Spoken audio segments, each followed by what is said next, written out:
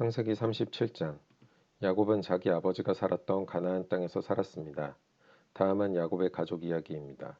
17살이 된 젊은 요셉은 그의 형제들과 함께 양떼를 치고 있었습니다. 요셉의 형들은 그의 아버지의 첩인 비라와 실바의 아들들이었습니다. 요셉은 형들의 잘못을 아버지에게 가서 그대로 일러 바치곤 하였습니다. 요셉은 야곱이라고도 부르는 아버지 이스라엘이 늙어서 낳은 아들이었으므로 이스라엘은 다른 어느 아들보다도 요셉을 더 사랑했습니다. 이스라엘은 요셉에게 소매가 긴 좋은 옷을 만들어 주었습니다. 요셉의 형들은 아버지가 자기들보다 요셉을 더 사랑하는 것을 알고 동생 요셉을 미워하여 요셉에게 인사말도 건네지 않았습니다. 어느 날 요셉이 꿈을 꾸었습니다. 요셉이 그 꿈 이야기를 형들에게 들려주자 형들은 요셉을 더 미워했습니다. 요셉이 말했습니다. 내가 꾼 꿈 이야기를 들어보세요. 우리가 들에서 곡식단을 묶고 있는데 내 곡식단이 일어서니까 형들의 곡식단이 내 곡식단 곁으로 몰려들더니 내 곡식단 앞에 절을 했어요. 요셉의 형들이 말했습니다. 내가 우리의 왕이라도 될 줄 아느냐?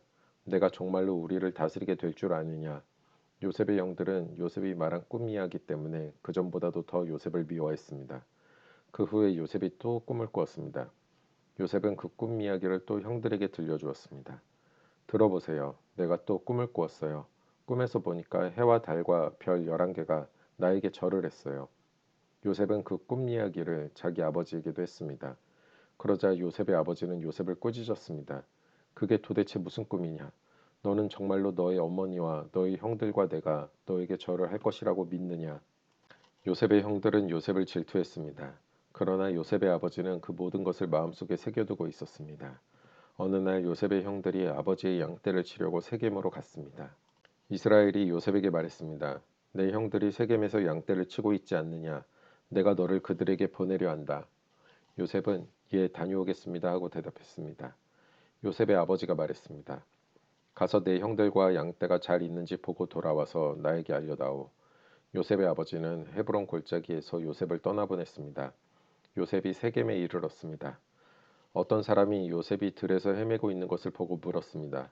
무엇을 찾고 있느냐? 요셉이 대답했습니다. 형들을 찾고 있습니다.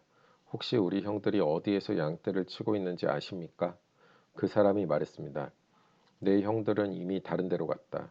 내 형들이 도단으로 가자라고 말하는 것을 들었다.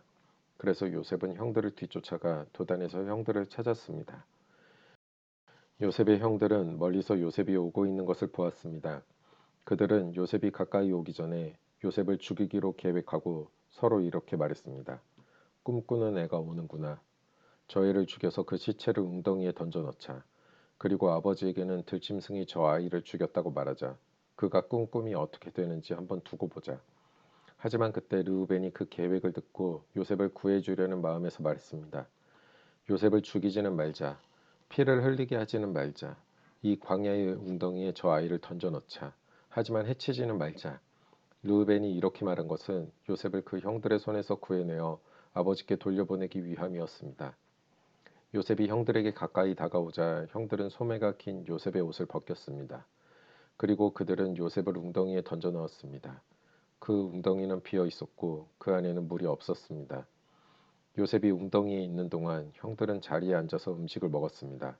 그들이 고개를 들어보니 이스마엘 사람들이 오고 있는 모습이 보였습니다. 그 이스마엘 사람들은 낙타의 향료와 유향과 물약을 싣고 길르앗에서 이집트로 여행하던 중이었습니다. 그 모습을 보고 유다가 형제들에게 말했습니다. 우리가 동생을 죽인 다음 그 사실을 숨긴다고 해서 우리에게 무슨 좋은 일이 있겠나? 차라리 요셉을 저 이스마엘 사람들에게 팔아버리자. 그러면 동생을 죽이는 죄도 짓지 않게 된다. 그래도 저희는 우리 동생이고 우리와 피와 살을 나눈 형제가 아니냐. 그러자 다른 형들도 모두 유다의 말에 찬성했습니다. 그러는 동안 미디안 상인들이 지나갈 때 형들은 요셉을 웅덩이에서 꺼내어 은 20세겔을 받고 이스마엘 사람들에게 팔았습니다. 이스마엘 사람들은 요셉을 이집트로 데리고 갔습니다. 요셉의 형들이 요셉을 이스마엘 사람들에게 팔았을 때 르우벤은 거기에 없었습니다. 르우벤이 웅덩이로 돌아와 보니 요셉이 보이지 않았습니다. 르우벤은 너무나 슬퍼서 자기 옷을 찢었습니다. 그 후에 르우벤은 다른 형제들에게 돌아와서 말했습니다. 아이가 보이지 않는다. 이제 나는 어떻게 하면 좋으냐? 요셉의 형들은 염소 한 마리를 죽여서 그 피를 요셉이 입었던 소매가 긴 옷에 묻혔습니다. 그리고 나서 그들은 그 옷을 자기 아버지에게 가지고 갔습니다. 그들이 말했습니다. 이 옷을 주었습니다. 혹시 아버지 아들의 옷이 아닌지 잘 살펴보십시오. 야곱이 그 옷을 살펴보고 말했습니다. 내 아들의 옷이 맞다. 사나운 들짐승이 요셉을 잡아먹었나 보구나. 내 아들이 요셉이 찢겨 죽고 말았구나. 야곱은 너무나 슬퍼서 자기 옷을 찢고 거친 배로 허리를 묶었습니다. 야곱은 아들의 죽음 때문에 오랫동안 슬퍼했습니다. 야곱의 모든 아들과 딸들이 야곱을 위로하려 했지만 야곱은 위로를 받으려 하지 않았습니다. 야곱이 말했습니다. 나는 울다가 죽어서 내 아들에게로 갈 것이다. 하며 야곱은 아들 요셉을 위해 울었습니다. 그러는 동안 요셉을 산 사람들은 요셉을 이집트로 데리고 가서 보디발에게 팔았습니다. 보디발은 파라오의 신하였고 왕궁 경호대의 대장이었습니다. 창세기 38장. 그 무렵에 유다는 자기 형제들 곁을 떠났습니다. 유다는 히라라는 사람과 함께 살았습니다. 히라는 아둘람 마을 사람이었습니다. 유다는 그곳에서 어떤 가나안 여자를 아내로 맞아들였습니다. 그 여자의 아버지 이름은 수아였습니다. 유다는 그 여자와 잠자리를 같이 했습니다. 여자가 임신을 하여 아들을 낳았습니다. 유다는 아들의 이름을 엘리라고 지었습니다. 그 후에 여자가 또 아들을 낳았습니다. 여자는 그 아들의 이름을 오난이라고 지었습니다. 그 후에 여자가 또 아들을 낳았습니다. 여자는 그 아들의 이름을 셀라라고 지었습니다. 여자가 셀라를 낳은 곳은 거십이었습니다. 유다는 다말이라는 여자를 자기의 첫째 아들 엘에게 아내로 주었습니다. 엘은 유다의 맏아들이었습니다. 그러나 엘은 여호와께서 보시기에 나쁜 일을 했으므로 여호와께서 엘을 죽이셨습니다. 그러자 유다가 엘의 동생 오난에게 말했습니다. 가서 너의 죽은 형의 아내와 같이 자거라. 그렇게 해서 내 형의 자손을 낳아주는 것이 내 의무다. 그러나 오난은 그렇게 해서 자손을 얻더라도 그 자손은 자기 자손이 되지 않는다는 것을 알았습니다. 그래서 오난은 다말과 잠자리를 같이 하다가도 다말이 절대로 임신할 수 없게 땅에 정액을 쏟아냈습니다. 이러한 오난의 행동은 여호와께서 보시기에 나쁜 일이었습니다. 그래서 여호와께서는 오난도 죽이셨습니다. 그 후에 유다가 며느리 다말에게 말했습니다. 내 아버지 집으로 돌아가 있어라. 그리고 내 막내 아들 셀라가 어른이 될 때까지 결혼하지 말고 있어라. 유다는 셀라마저도 그 형들처럼 죽을까봐 두려웠습니다. 다말은 자기 아버지 집으로 돌아갔습니다. 오랜 세월이 지난 뒤에 유다의 아내가 죽었습니다. 유다의 아내는 수아의 딸이었습니다. 유다는 아내의 죽음을 슬퍼하는 기간을 지낸 후에 딥나로 갔습니다. 유다는 자기 양떼의 털을 깎고 있는 사람들에게 갔습니다. 유다의 친구 아둘람 사람 히라도 함께 갔습니다. 다말은 시아버지인 유다가 양떼의 털을 깎으러 딥나로 갔다는 이야기를 들었습니다. 그래서 다말은 과부들이 입는 옷을 벗고 얼굴을 베일로 가렸습니다. 다말은 에나임 문에 앉았습니다. 에나임 문은 딥나로 가는 길에 있었습니다. 다말이 이런 일을 한 까닭은 유다의 막내 아들인 셀라가 다 커서 어른이 되었는데도 유다가 그 아들을 자기와 결혼시키려 하지 않았기 때문입니다. 유다는 다말을 보고 그녀를 창녀라고 생각했습니다. 다말이 자기 얼굴을 베일로 가리고 있었기 때문입니다. 그래서 유다는 여자에게 가서 말했습니다. 우리 같이 자자. 유다는 그 여자가 자기 며느리 다말이라는 것을 몰랐습니다. 여자가 물었습니다. 제가 같이 자드리면 그 값으로 무엇을 주실 건가요? 유다가 대답했습니다. 내 가축대 중에서 새끼 염소 한 마리를 보내주겠다. 여자가 대답했습니다. 그러시다면 염소 새끼를 보내주겠다는 약속의 물건을 먼저 맡겨주시지요. 유다가 물었습니다. 어떤 것을 맡기면 좋겠느냐? 다말이 대답했습니다. 가지고 계신 도장과 끈과 지팡이를 주십시오. 유다는 그것들을 여자에게 주었습니다. 그리고 나서 유다와 다말은 잠자리를 같이 했고 다말은 임신을 했습니다. 다말은 집으로 돌아갔습니다. 다말은 얼굴을 가리고 있던 베일을 벗었습니다. 그리고 다시 과부들이 입는 옷을 입었습니다. 유다는 자기 친구 히라를 시켜 그 여자에게 새끼 염소를 보내면서 자기가 맡겼던 도장과 지팡이를 찾아오라고 했습니다.